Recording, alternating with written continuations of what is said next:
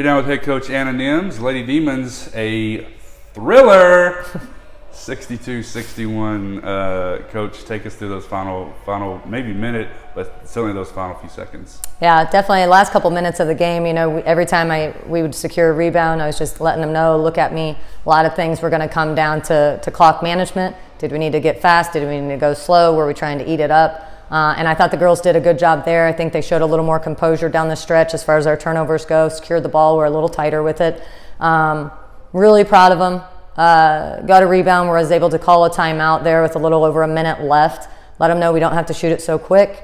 We had about 21 seconds on the shot clock. They executed exactly what I drew up. So just an absolute credit to them. I think that's maturity that, wasn't always the case early on in the season, if even 5 games ago. And so absolutely executed it, showed poise, came off of it, quite literally did exactly what we drew up. So that was a good confidence build for me to have in them, to see that we are capable of it, to see that, down the stretch they were very attentive, and every single time there was a dead ball, I feel like we reviewed about 7 different things, and I'm okay with that. None of them went our way, but it did give our girls a chance to take a deep breath, gather in, re-explain 7 times how we're going to guard the ball out of bounds, how we were going to guard the back screens, how we were going to, and so, anytime you can always obviously reiterate it 7 times in a row.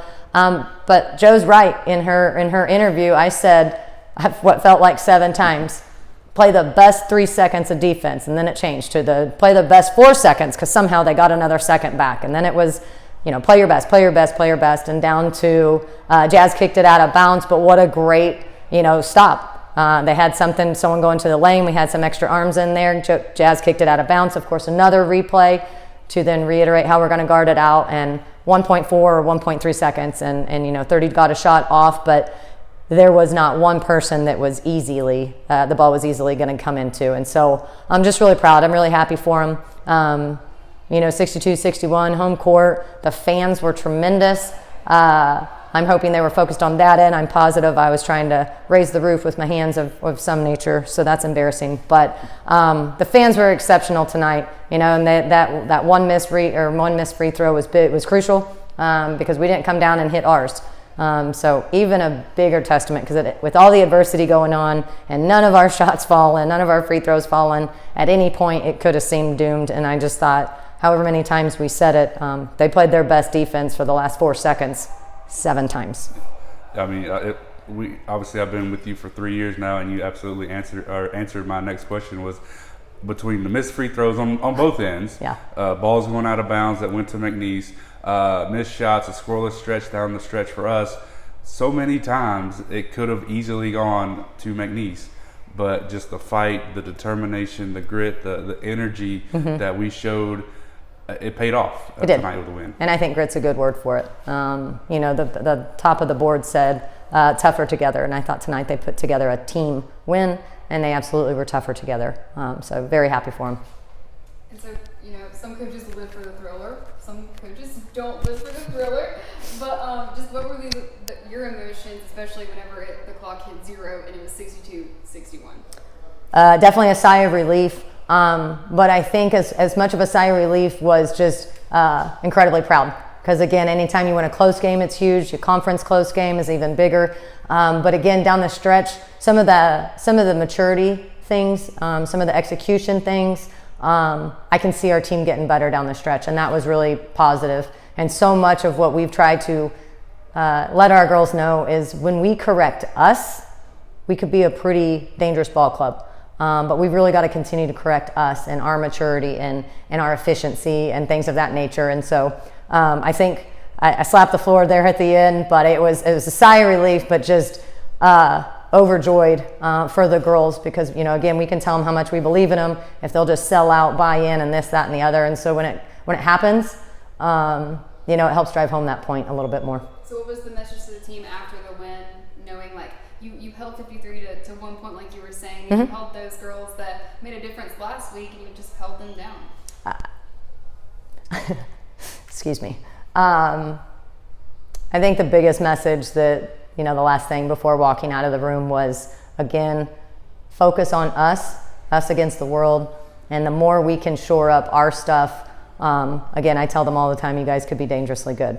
But it's not going to happen until we really can shore up a lot of things about ourselves. But we're reading a book, and I think they're starting to feed the positive dog. So we saw it on the court, we saw it on the bench, we've seen it in practice. So I think it's starting to pay off. So it's definitely making me happy. So then, like, continuing on, how does this 3-game stretch, like, how do you kind of get that 3-game win streak going? I mean, tonight, right now, when we're done here, we're immediately going back to the locker room. We got a clock on in the locker room. We're starting our scout on Nichols. You know, they're coming off an incredibly big road win over at Lamar. There's not one team in this conference that isn't going to put up a fight every single night. Not one team's going to be easy. Not one game's going to be a blowout, in my opinion. I think the Southland Conference right now is as strong as it's been in my time here, so for the past 3 years.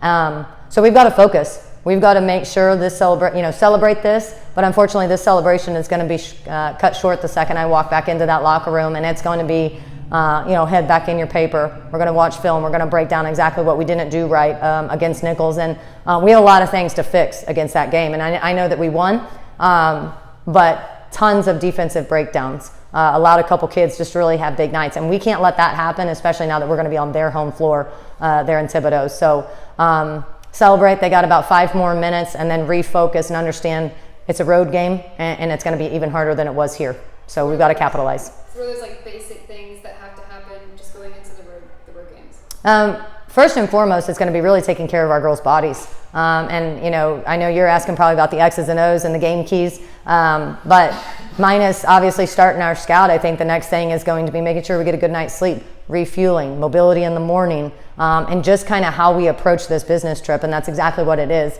And we've got to make sure we're taking care of our bodies. Second to that, we have to take care of the ball. It's a broken record.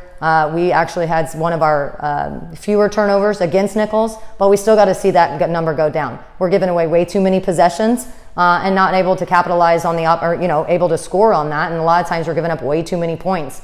Point in case tonight, we gave up 12, which is way better than 29 from the last game. But you don't win very many games with 18 turnovers, and that is something we absolutely have to correct. A lot of them aren't forced turnovers. And so that's something we've got to get it fixed. We absolutely have to get it fixed. I believe we can get it fixed. And then you got to win the rebounding more. You've got to stop allowing second chance points. And so it's something we're just continually going to work on. Keep sharing with them. Keep showing them. Numbers and film, they don't lie. And so it can be empowering. And I just think that the girls really learned from this week. And I'm ready to go walk them through it tonight and just continue this learning process together and, see where it takes us on Saturday. Thanks, Coach. Thank you much. Forkham Demons.